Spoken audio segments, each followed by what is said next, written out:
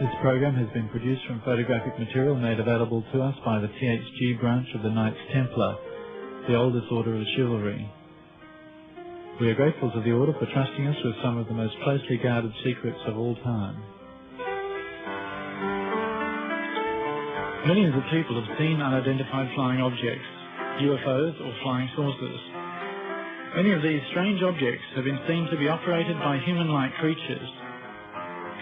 It is far too frightening for most of us to consider what these objects may be, where they come from, and who's sending them. But in this program we will examine the evidence in the form of photos, diagrams and plans which link the enormous number of sightings during and after World War II with research, construction and test flight of a great number of electromagnetically driven craft.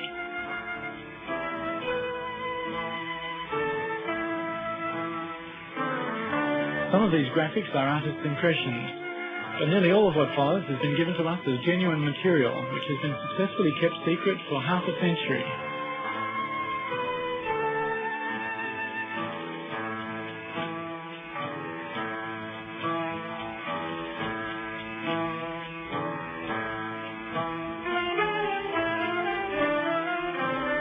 These photographs were taken by an eyewitness who describes a saucer-shaped craft flying a little faster than a jet airplane, flying very low, emitting a faint singing noise. These photos were taken as it flew above him. The sighting was in Germany.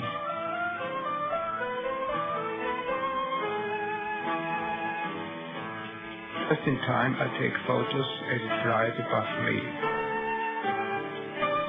It has 3 round technical devices underneath, and in the middle a deep blue point with the white emblem of the German Nazi Party.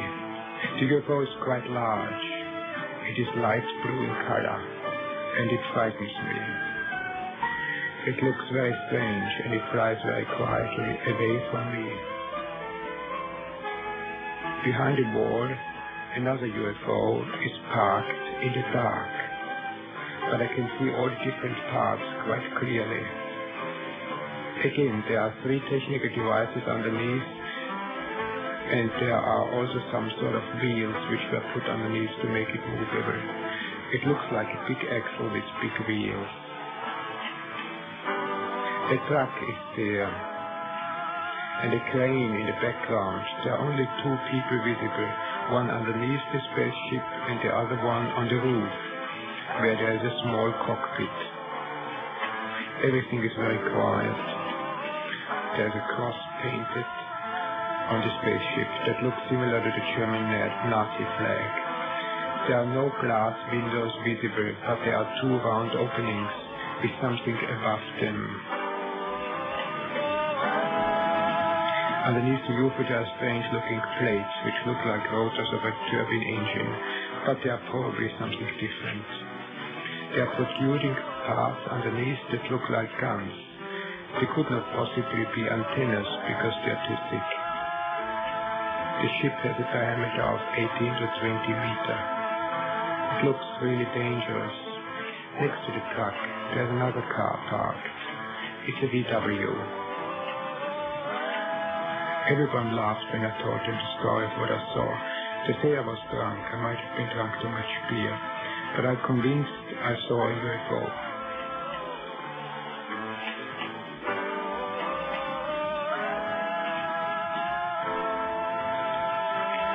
In the week following this UFO report, there were other reports also from Bavaria.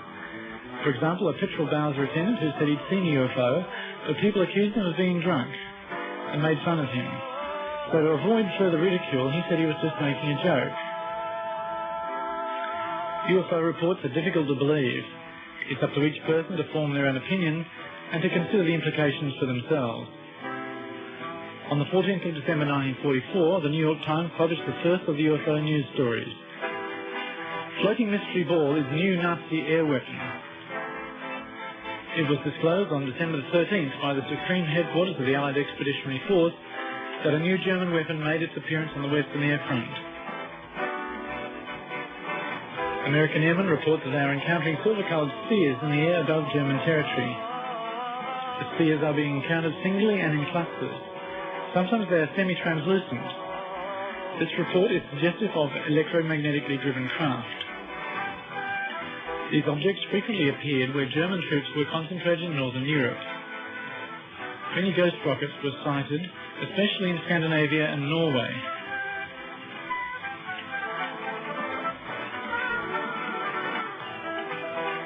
On the screen now is a drawing from the SS files dated 7th of November 1943. The existence of UFOs, which almost all serious researchers now regard as a fact, give us a clue about a whole new technology. The enormous sparks we call lightning give us a glimpse at the immense energy freely available to power these machines. The life energy inside every human being is another aspect of this same magical power. These things are spoken of in the German Tuller Society and through one of its members in the SS. These concepts were quite different to those of the German military at the time. This was the beginnings of the first so-called Dream Party, and perhaps ironically a search for a new harmony between man and nature. In the German Tuller Society, the secret sign was the Black Sun. This same sign was evident in ancient Babylon and to the Carthaginians and the Phoenicians.